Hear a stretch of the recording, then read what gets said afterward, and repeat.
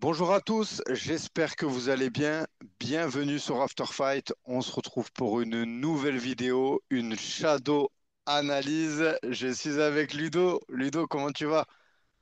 Ça va, je te remercie. Et toi, comment vas-tu? Ouais, ça va très très bien.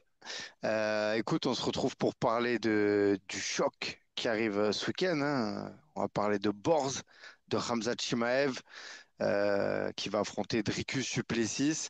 Alors, j'ai déjà fait une vidéo sur la chaîne avec des frérots tchétchènes. Euh, mais je voulais en faire une avec toi parce que voilà, maintenant sur After Fight, il y a des shadow analyses. Donc, il y a des auditeurs qui veulent avoir ton avis sur Hamzat. Un petit peu, on en avait déjà parlé, je crois, il y a un moment. Mais bon, on s'était pas étalé sur le combat en lui-même. Qu'est-ce que tu penses, toi, du combat en lui-même déjà? Le fait que Hamzat, il affronte Dricus du Plessis.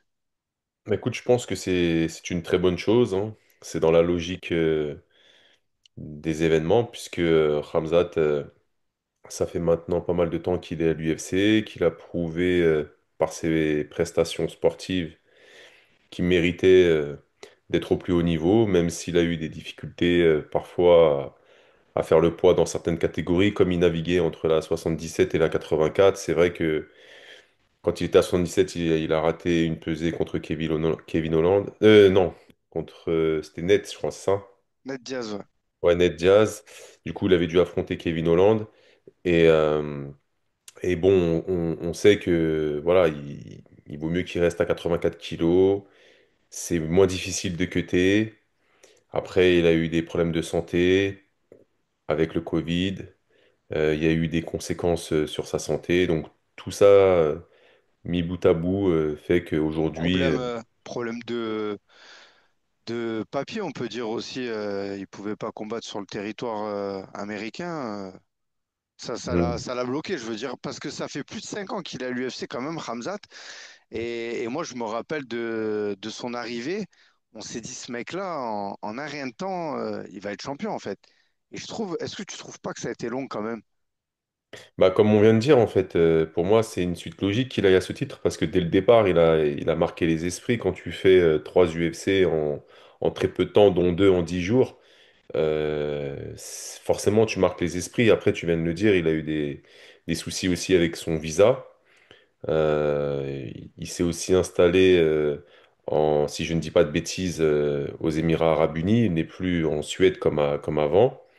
Tout ça a fait que bah, ça a ralenti son process, mais finalement, du départ jusqu'à aujourd'hui, faire une ceinture UFC, 5 ans, c'est quand même pas mal, quoi. Ouais, ah, c'est sûr, c'est sûr. Bah, là, de toute façon, au niveau des styles, ce qui est bien avec Ramzak, c'est que tout le monde connaît son style.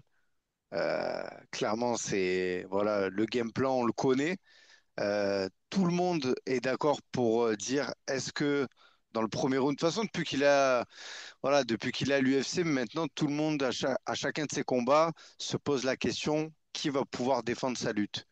Bon, il y en a quand même qui ont réussi, hein. Je pense à Gilbert Burns, à Kamaru Usman, mais ça n'empêche qu'il a réussi à gagner le combat. Moi, j'ai envie de te demander, qu'est-ce que tu penses de son style? J'ai envie de te parler sur le plan martial. Qu'est-ce que tu penses de l'athlète en lui-même, de Khamzat? Bah écoute, le mieux, c'est que je puisse te faire une petite présentation que j'ai faite. Est-ce que tu peux me donner les droits? Je t'ai fait un petit document. Moi, j'aime bien ça. J'aime bien m'appuyer sur des supports. Ça doit être mon côté un peu scolaire qui fait ça. Allez, écoute, avec plaisir.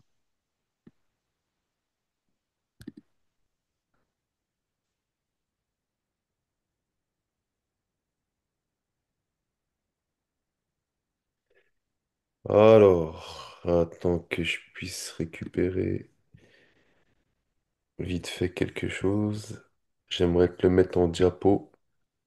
Bon, en tout cas, juste le temps que tu fais les réglages, moi je suis hypé de fou par ce combat. Ça fait un moment que je me suis pas réveillé dans la nuit pour regarder un combat, tu vois. Clairement, je regarde tout en rediff, mais là, Shimaev, je peux pas louper son combat. Clairement, tu vois, faut que je le vois en direct en fait. Il y a des combattants, je pense que les passionnés du MMA, il y a des combattants, bon, si on loupe le combat, c'est pas trop grave, on regarde pas les réseaux et on regarde le lendemain. Mais là, Shimaev, c'est clairement, je mets le réveil pour lui. Est-ce que c'est le cas aussi pour toi, où peu importe, toi, tu vas le regarder le lendemain, tu te lèveras pas aussitôt? Non, non, ouais, c'est vraiment un combat qui m'intéresse. Non pas pour montrer si Shimaev est capable de battre Duplessis ou si Duplessis est capable de battre Shimaev. Ce qui m'intéresse, moi, surtout, c'est de savoir quel est le prochain adversaire de Nassourdine Imavov. C'est Parce intéressant que, ça. C'est parce intéressant que c'est qu'en- ce qui t'intéresse dans ce combat. Ok. ouais, ouais, ouais. Parce que si tu veux, moi, avec toutes les qualités que je pourrais trouver à Dricus Duplessis, et il a prouvé qu'il en avait, quand tu bats Whittaker, quand tu bats Adesanya, quand tu bats Strickland 2 fois, quand tu as été champion du KSW, quand tu as 23 victoires et seulement 2 défaites, que tu as mis 9 KO TKO et que tu as mis 10 soumissions, forcément, sur 23 victoires, tu as été 19 fois, tu les as gagnées avant la limite, forcément, tu es un super athlète, tu vois. Mais pour ma part, j'ai toujours cru que Shimaev allait le battre. Shimaev, c'est 14 victoires avec 0 défaite. Et c'est pareil que lui, il a beaucoup plus de finalisation que de victoires à la décision. Et les victoires à la décision, c'est contre Kamaru et contre Burns, qui se sont déjà affrontés tous les deux. Et Kamaru avait gagné Burns. Et donc, c'est pas n'importe qui, parce que, il les a affrontés. Alors, un en 77 et l'autre en 84. Quoi qu'il advienne, à ce niveau, que ce soit 77 ou 84, ça change pas grand-chose parce que quand ils font leur rebond hydrique ou glucidique, généralement, ils ont récupéré tous les kilos et ils avoisinent les 90 litrons, quoi, tu vois. Hmm. Donc, je suis surtout hypé pour savoir si oui ou non Shimaev va confirmer et sera le prochain adversaire de Nassourdine, chose que je pressens. Voilà. Après, je peux totalement me planter. Il y en a beaucoup qui pensent que Duplessis va vaincre contre Shimaev. Moi, non.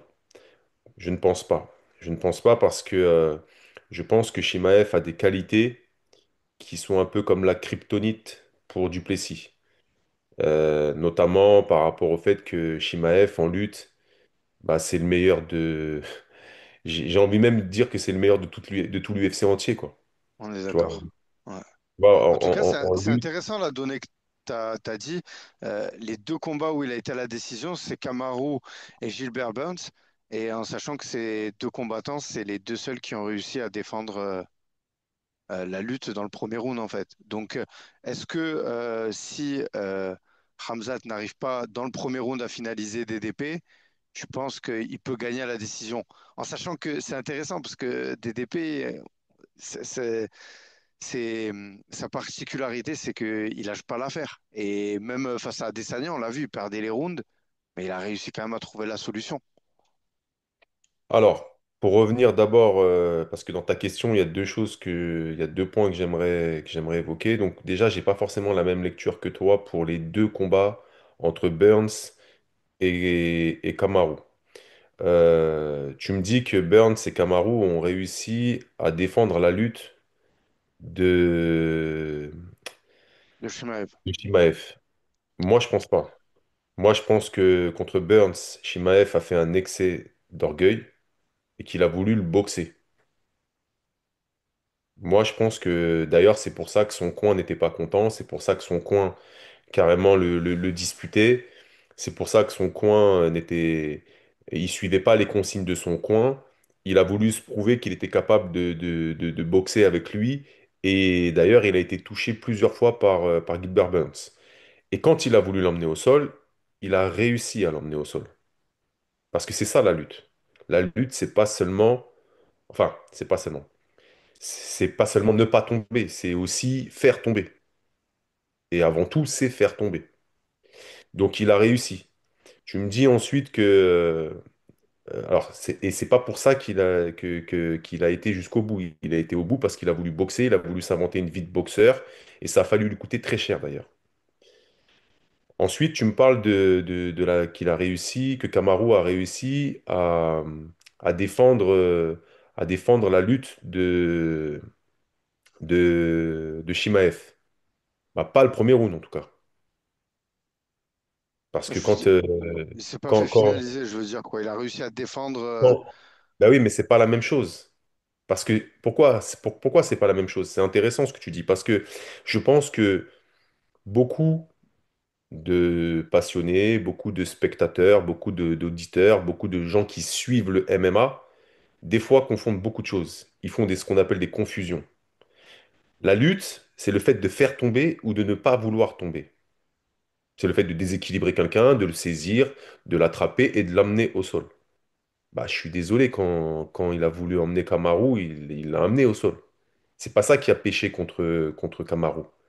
Dans le deuxième et le troisième, c'est qu'il n'arrivait plus à faire ce qu'on appelle des transitions. Ça veut dire qu'à un moment donné, son cardio ou son état de santé, a priori, il avait mal à une main, bah, l'empêchait de bien saisir ou de bien rentrer, ou en tout cas, il avait des difficultés à pouvoir lier ses mains ou en tout cas à avoir suffisamment de légèreté pour entrer. Alors, ça, il y en a qui disent que j'affabule, je respecte cela, mais moi, je ne comprends pas pourquoi, par exemple, dès le deuxième round ou troisième round, il n'a pas fait cela, Shimaev. Pour moi, je pensais que c'était parce qu'il n'avait pas le cardio, mais c'est pas forcément la lutte d'Ousmane qui a empêché Shimaev de l'emmener au sol. C'est Shimaev qui trouvait plus la solution dans les transitions, soit par la fatigue, soit par la douleur à sa main. Mais ça encore, là, par rapport à la douleur à sa main, ça, on est dans la spéculation. Mais dans le cardio, c'était flagrant. Il était plus dans le timing, il était essoufflé, et c'est pour ça qu'il essayait de le chasser. Et c'est pour ça d'ailleurs que dans le troisième round, Ousmane, voyant que Shimaev avait eu des difficultés dans le deuxième, il commence à se libérer, et il y a quatre cinq moments forts pour Ousmane où carrément il le touche avec son anglaise. Tu vois? Tout Donc, à fait. je veux bien qu'on fasse des retours sur ce qui s'est passé dans le combat, mais si les retours, on doit les faire convenablement. Tu vois? Moi, quand j'entends dire qu'il n'a pas réussi à amener Kamaru au deuxième, au troisième, je dis non, il n'a pas toujours pris le risque, il n'avait pas le timing.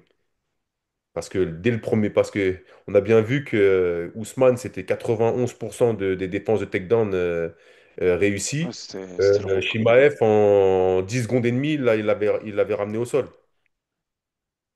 Donc, là où je suis d'accord avec toi, est-ce que son cardio, parce que c'est ça le problème avec Khamzat, est-ce que son cardio, il va pouvoir le conserver pour réussir à emmener DDP au sol quand il le voudra? Ça, c'est le facteur X. Ça, c'est la question. Est-ce qu'il a la caisse pour lutter plusieurs rounds? Ça, on le sait pas parce que justement, comme tu l'as dit, face à Kamaru Usman, il a eu les problèmes de transition et face à Gilbert Burns, il a eu un saut d'orgueil. Donc, ouais, c'est vrai que c'est le facteur X, comme tu dis. Et c'est là où je te rejoins. Et c'est là où est le deuxième point de ce que tu as dit tout à l'heure dans ta question. On sait que lui, DDP, c'est l'inverse.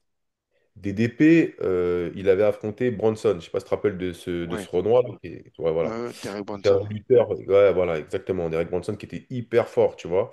Et contre Derek Bronson, tu vois, euh, il avait passé un premier round catastrophique. Bronson a failli même le finaliser, tu vois. Ouais, je m'en rappelle.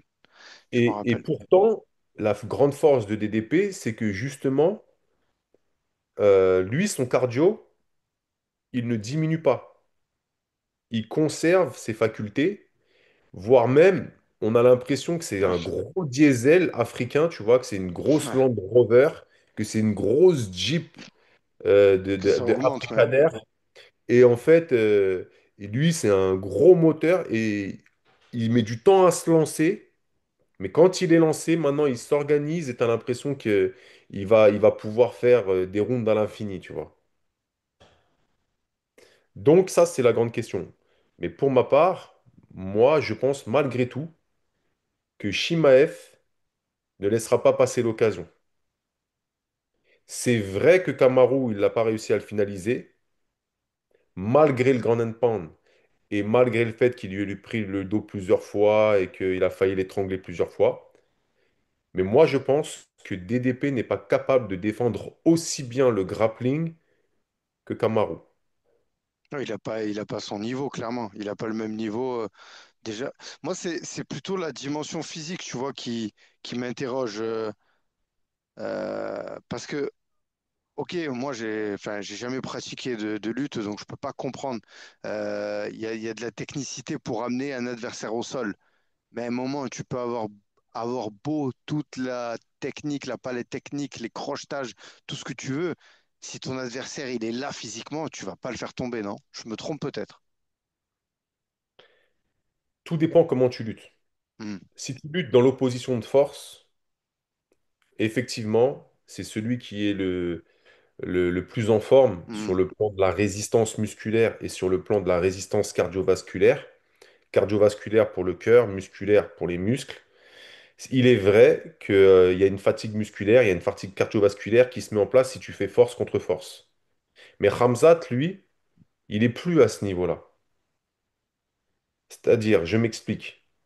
Il y a aussi en lutte la possibilité d'imposer sa lutte en utilisant la force de l'autre et en étant aussi dans une succession de contrôle et de saisie et de techniques de lutte.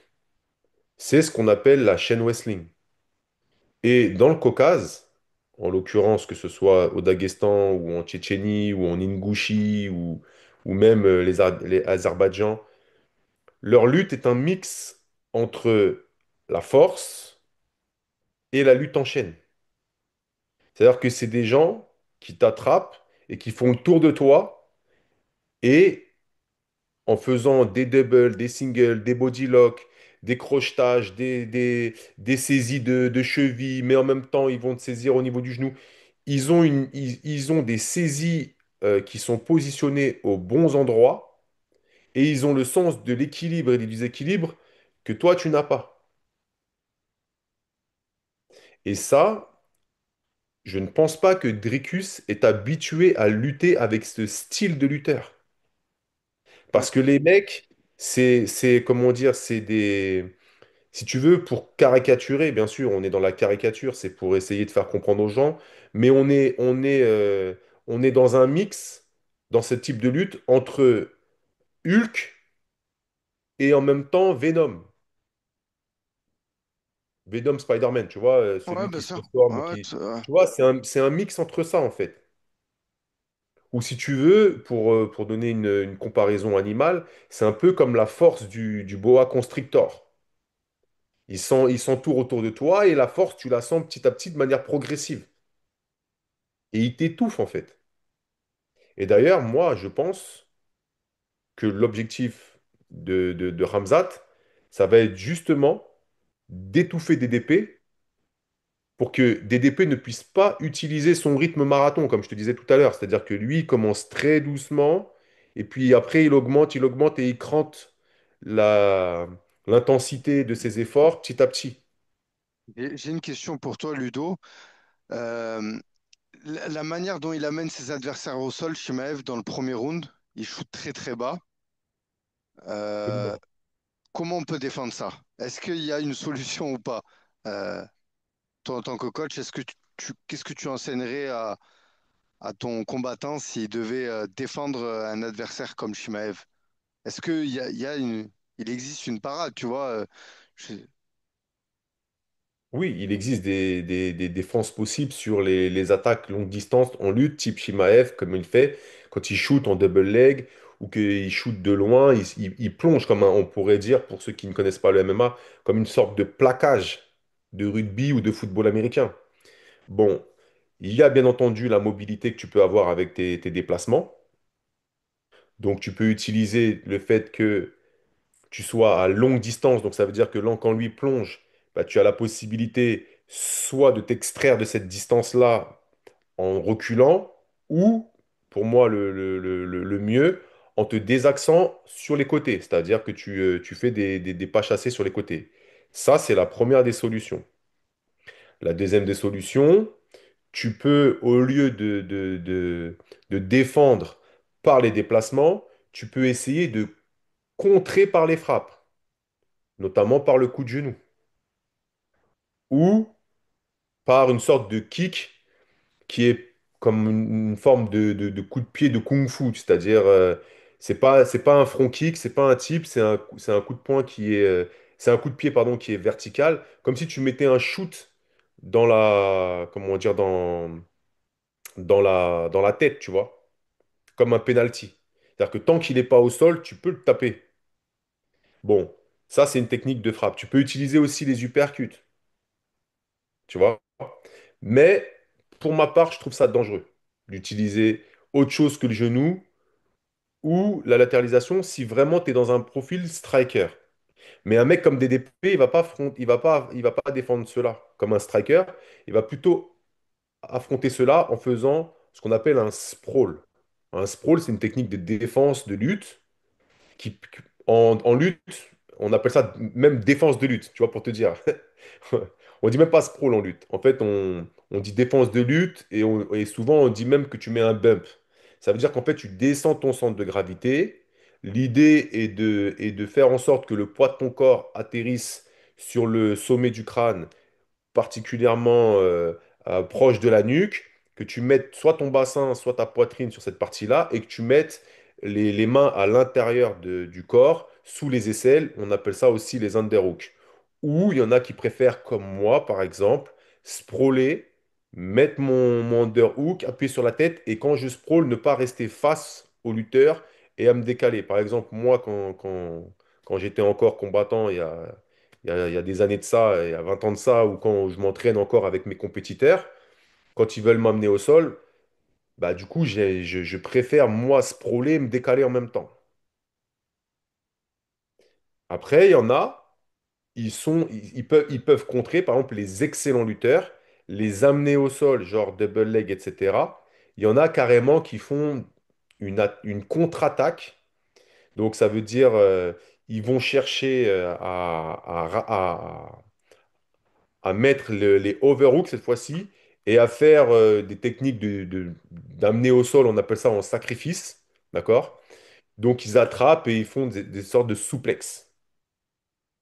Par exemple, moi je me rappelle qu'il y avait un, il y avait un gars qui était très fort à ça à mon époque, quand moi je tournais encore en grappling en compétition.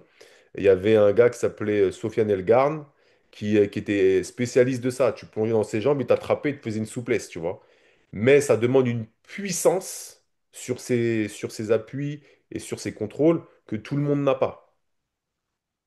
Il y a des défenses possibles, mais force est de constater qu'il va falloir choisir celle qui comment dire, est la plus efficace avec tes qualités physiques et techniques contre Shimaev. Aujourd'hui, pour ma part, Shimaev, à chaque fois qu'il a voulu emmener quelqu'un au sol, ça faisait un peu comme Khabib. C'était difficile de contrer ses amener au sol. Parce que c'est des mecs qui te mettent la main dessus, et après, comme je t'ai dit, ils s'entourent autour de toi comme un boa constricteur.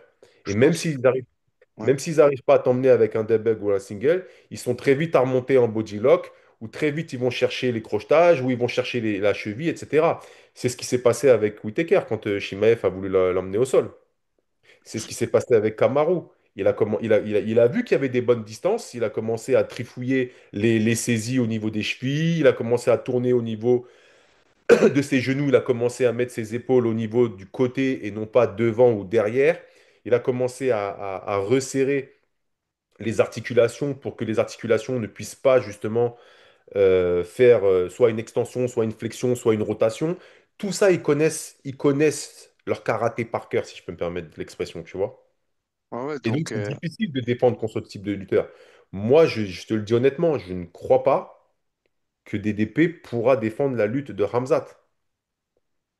Parce que c'est même pas dans l'impact physique, c'est dans l'impact de la vitesse d'exécution. C'est dans la vitesse des transitions. Et Ramzat, tout le monde le sait, il s'entraîne avec des compatriotes tchétchènes ou des amis daguestanais, et ils sont tous forts en fait, physiquement. j'ai l'impression qu'il a progressé depuis Kamaru Usman, depuis Gilbert Burns. C'est ça aussi qui est. Parce que c'est toujours. On se base toujours sur ses précédents combats, mais fort constater qu'il a progressé. Et je pense que Dricus, forcément, hein, ils ont dû analyser le combat face à Kamaru et Burns pour pouvoir essayer de comprendre certaines choses. Eux qui ont réussi à défendre justement, enfin, ils ont réussi à pas se faire finaliser. Ils n'ont pas défendu la lutte, mais une fois arrivés au sol, ils ont essayé de trouver chose que Whittaker n'a pas fait. Donc voilà, mais c'est bien parce que ce combat, tout tourne autour de ça en fait. Ça va être le premier round, on va pas cligner des yeux, quoi. Bah, c'est ça, tout le monde m'expliquait que Whittaker voilà, était dur à emmener au sol, Ouais. que Ah, moi le premier, il hein. est- Moi, il moi aussi je est- disais ça, hein. Whittaker c'était un bon Il lutteur, avait affronté Romero, moi j'avais tenu ses arguments, hein. ouais, mais tu peux pas comparer Bien sûr. Chimaev avec Yoel Romero qui pourtant était un champion olympique de lutte, tu vois, ou avait fait les Jeux olympiques en lutte, mais c'est pas le même style de lutte. Tu disais Khamzat Chimaev, pour toi il a cette kryptonite pour DDP. J'ai envie de penser quand même que DDP, je pense que ça peut, tu vois, s'il y a bien un combattant aujourd'hui qui peut poser problème à Chimaev, c'est bien lui, quoi, tu vois. Vraiment, je pense que voilà. Ah, moi je Après, pense pas. ok. Eh ben écoute, Moi on je t'écoute pense quand pas même. Oui, et je vais tout simplement essayer de te montrer pourquoi. allez, Parce que nous t'écoutons. pour moi, aujourd'hui, DDP, sa grande force, c'est le fait qu'il soit un marathonien du fight. Il commence très lentement ses fights et il s'installe sur les 5 rounds. D'ailleurs, c'est comme ça qu'il termine à chaque fois, les mecs. Parce qu'il ne faut pas oublier tout ce qu'il a ramassé par Adesanya, hein. Ouais. Les gens ont tendance à oublier qu'Adesanya, il fait le combat parfait jusqu'au 3 ou quatrième round. Tu Ah, vois ce que je veux dire? ah, bien sûr, moi je me rappelle que j'étais content parce que j'étais pour Adesanya et je me suis dit il va reprendre sa ceinture et ah, non, non, comme tu l'as dit, il faisait le combat parfait. Du coup, on sait les qualités, on connaît les points forts de Dricus. Les points forts de Dricus, c'est que, bah, premièrement, déjà, il a un très gros mental de dominateur. Donc ça, c'est formidable. Et ensuite, non seulement il a ce mental de champion, mais il a un bon cardio et il est physique. Il sait imposer son physique.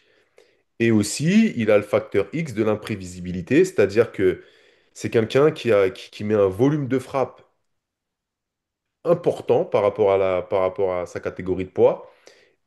Et son style était totalement inorthodoxe. Ouais, il est pas de manière académique, quoi, du tout. Pas du tout. Ouais, c'est C'est-à-dire que sûr. c'est quelqu'un qui n'est pas logique. Tu vois, je te donne un exemple. On commence sa formation d'entraîneur de pied-point, on t'explique qu'en fait, les frappes, bah, elles doivent être délivrées en fonction des transferts de poids. Parce que ce sont les appuis qui font en sorte qu'ils sont relâchés à droite, à gauche. Donc on a ces ancrages, mais lui, il est capable de te faire un coup de poing d'une main, un coup de poing de l'autre, et au lieu de refaire son transfert de poids pour te balancer une jambe qui serait le plus logique, si Maison il fait avant-arrière, eh ben, la logique ferait qu'il soit avant. Lui, il est capable de te faire avant-arrière, arrière, tu vois. Ouais, de toute façon, tu montres le style Dricus du Plessis à des professeurs, pas forcément de MMA, mais de boxe ou de kickboxing, ils vont te dire, mais il fait n'importe quoi, ce mec-là. Ils vont te dire, c'est surtout pas à faire, c'est le meilleur. Après, comment dire, on doit quand même reconnaître que ça fonctionne. Ah Et ben, ça a fonctionné avec les meilleurs. Donc, on est obligé de prendre ça en considération.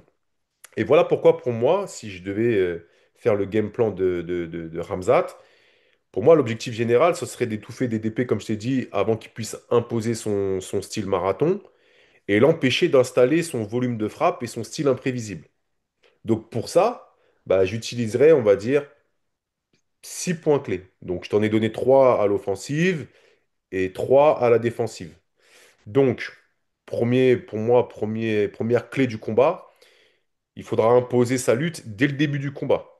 Va falloir faire exactement ce qu'il a l'habitude de faire et dont tu parlais, c'est-à-dire entrer à longue distance. Et si ça ne fonctionne pas à longue distance, ne pas hésiter à passer par le cage control. C'est des choses qu'il maîtrise à, excessivement bien et il l'a montré. Tu vois, je t'ai mis, comment dire, que contre Whittaker et Ousmane dans le round 1, il n'y avait pas eu de souci, tu vois. Voilà.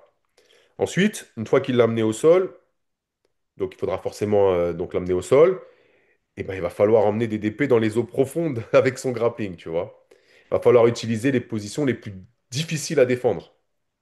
Et les positions les plus difficiles à défendre, tu vois, je pense que s'il prend une demi-garde ou s'il reste dans la garde, ben, je pense pas que DDP, tu vois, il va être surclassé, il va être surpassé. Tu vois? Je pense qu'il va réussir DDP à s'en sortir. Un petit peu. Alors que s'il prend les positions que je viens de te donner, je pense que ça, c'est les positions les plus difficiles à défendre quand on est au sol en MMA. À savoir quand on est dans la position en dos, chose que maîtrise bien Khamzat. Quand il utilise son crucifix, parce il sait bien utiliser les marteaux, les coups de coude, le grand hand pound, et il sait Yes. bien utiliser les techniques d'étranglement type Darce Shock, type Anaconda Shock, tout ce type de soumission qu'on peut faire en étant à partir de la position crucifix. Et enfin, la position montée, tu vois, où là, il va falloir lui servir une salade oignon de coups de coude, tu vois. Donc ça, pour moi, ça, c'est la deuxième clé. Et la troisième clé, debout, il va falloir casser le rythme de DDP, qui est lent, mais en même temps qui est après explosif. DDP, il est dans un rythme qui est temps fort, temps faible, mais qui est illogique. Tu vois? C'est-à-dire il peut avoir des fulgurances dans le pied-point et il s'organise bizarrement en fait. Et ça, il va falloir absolument casser ce rythme-là par une alternance entre de frappes circulaires, donc ce que j'appelle des frappes circulaires, c'est-à-dire les crochets, les overhands, les uppercuts, même si c'est un circulaire qui n'est pas vertical, c'est un circulaire qui est, pardon, horizontal, c'est un circulaire qui est vertical, parce que justement, il va falloir lui faire lever les mains de manière à ce qu'il plonge ensuite et qu'il l'attaque en lutte. Parce que s'il fait comme il a fait avec Kamaru, avec des directs, il réussira pas à faire ses entrées convenablement. Donc il va falloir vraiment qu'il soit toujours à l'offensive et qu'il soit pas en réponse. Il va falloir que ce soit lui qui prenne les initiatives, qui lui fasse lever les mains en utilisant des frappes, comme je t'ai dit, les overhands, les, les crochets, changer parfois les trajectoires avec les uppercuts de manière à lui faire lever les mains et ensuite qu'il plonge. Ça, en tout cas, sur le plan offensif, parce que s'il fait du pied-point à la Adesanya, je pense que là, par contre, DDP peut prendre confiance. Et comme il est Tout à imprévisible, il fait. peut le toucher malgré lui, même si jusqu'à aujourd'hui, et on a déjà vu Shimaev être mis à mal dans le pied-point, aujourd'hui, il est jamais tombé KO. Et pourtant, Gilbert Burns l'a touché plusieurs fois, et tu en parlais tout à l'heure, même Kamaru Usman l'a touché plusieurs fois. Malgré tout, force est de constater qu'il n'est pas tombé KO et qu'il est resté debout, tu vois. Enfin, les trois clés défensives, pour moi, je vois bah, sa défense de lutte. Je ne pense pas une seule seconde que DDP pourra réussir à amener Shimaev au sol. Alors qu'il a réussi avec Sean Strickland, alors qu'il a réussi avec Adesanya, mais je ne vois pas comment DDP pourra aujourd'hui amener Shimaev au sol. Que Et il a dit cette déclaration, excuse-moi de te couper, tu vois, après peut-être c'est du bluff, hein, c'est sur les réseaux, mais il a dit on connaît son jeu et on veut le piéger dans son propre jeu. Moi, j'ai l'impression que Dricus, il va pas avoir ouais, peur de la bah lutte, écoute, tu vois, et que quand le combat il va commencer, bah, on pourrait même être choqué parce que je vais dire un truc fou, hein, mais est-ce qu'on a déjà vu Khamzat sur le dos? Non, tu vois? bah on l'a vu à l'entraînement. Mais Ouais, explique-moi 5 secondes. ouais. Explique-moi 5 secondes, Comment il va faire pour franchement. l'amener? Comment tu peux m'expliquer que Dricus Duplessis, qui n'est pas un lutteur, Amène au sol Khamzat? En voilà, fait, je pense que réussissent à faire ce que des lutteurs chevronnés du Caucase ne parviennent pas à faire? dès le début du combat, de toute façon, Dricus, si il prend pas le centre de la cage, qui subit la pression directe, parce que Khamzat, c'est ce qu'il va faire. Comme Khabib, cette lutte-là, ils veulent amener leur adversaire et qu'il soit dos à la cage. Donc, il va falloir d'entrée prendre position du centre de la cage. Et tu vois, dans cette opposition, voilà, soit défendre, soit, tu vois, je me dis des fois sur un reversement, ça se peut que, tu vois, parce que Hamza, c'est sûr, s'il shoot et qu'il l'amène direct, je sais que DDP, c'est mort. Mais si debout, il fait face et qu'il défend et que Hamza, tu vois, et qu'ils arrivent au corps à corps, et tu vois, donc oui, le body lock et tout, mais moi, voilà, j'ai l'impression que pour moi, la Toi, clé, tu as c'est vraiment le l'impression double jeu. que, t'as l'impression que DDP va réussir comme Volkanovski a réussi dans le quatrième et cinquième round contre Islam Makhachev. Pas Tu jusque-là. as Moi, l'impression qu'il va faire ça. c'est-à-dire, Bah, Volka, dans la première opposition entre Volka et Islam Makhachev, il avait réussi, Volkanovski, dans la première confrontation, au round ouais. 4 et au round 5, à carrément lutter avec Islam. Et Islam même est tombé, etc. Et après, le cinquième round avait même perdu ce cinquième round tellement Volka avait réussi à prendre le dessus. D'ailleurs, il y en avait même qui avaient osé dire que Makhachev, il avait perdu ce combat, tu vois. Ouais, mais Toi, tu penses que DDP va faire ça avec Chimaev? moi, je pense que pas autant. J'irai pas jusque dans le quatrième ou cinquième, mais je pense que dans le premier, il peut arriver à faire quelque chose. Et on mise tout sur la lutte de Khamzat, mais si DDP arrive à défendre la lutte de Khamzat, qu'est-ce qu'on dira? Qu'est-ce qui restera à Khamzat? Alors, il a un bon striking, hein, Khamzat. Il a le KO power, hein, tu vois. Mais après, je suis d'accord avec toi, hein, comme tu dis, les lutteurs olympiques, ils arrivent pas à l'amener au sol, mais là, c'est du MMA, c'est pas de la lutte, hein. Donc voilà, moi, pour moi, Ouais, je suis d'accord, je suis et complètement d'accord attention, avec toi. c'est une infime chance, hein. Mais je me dis, c'est la seule possibilité parce que si tu me demandes à moi le game plan pour que Dricus y batte Shimaev, je lui dis, écoute, d'entrée, il faut que tu le rentres dedans. Si tu attends comme il a fait Whittaker, t'es mort en fait. Même si tu joues ton propre jeu, d'attendre la fin du combat, d'imposer ton diesel, comme tu dis, tu vas perdre. En fait, ils vont lui dire, faut. Et il est cramé DDP. Ça se voit qu'il a. Tu vois, de toute façon, les deux, ils y vont pour se tuer, hein, clairement. Mais après, je suis d'accord avec toi. Peut-être ce que je dis, ça paraîtra fou. Et les gens vont me dire, mais t'es fou de. C'est sûr que sur le plan technique, mais ça reste du MMA, ça reste la beauté de ce sport. Il y a une possibilité. Mais vas-y, c'est aussi fou que ça puisse paraître, hein. Attention, hein, je sais que. Et je comprends ce que tu dis. Je comprends ce que tu dis. Parce que la preuve, Il Volka a arrive, réussi à le faire avec Makhachev. si il arrive à défendre la lutte de Khamzat, Hmm, hmm. si j'étais vulgaire, je te dirais, si ma tante, elle en avait, on l'appellerait mon oncle. Mais je ne suis Ouais, pas vulgaire. Mais avec des si, on peut mettre la tour Eiffel dans une bouteille, paraît-il. tout à fait. Moi, j'ai du mal à croire que DDP aujourd'hui réussisse. Maintenant, je verrai bien et je me confondrai en excuses s'il y arrive, hein.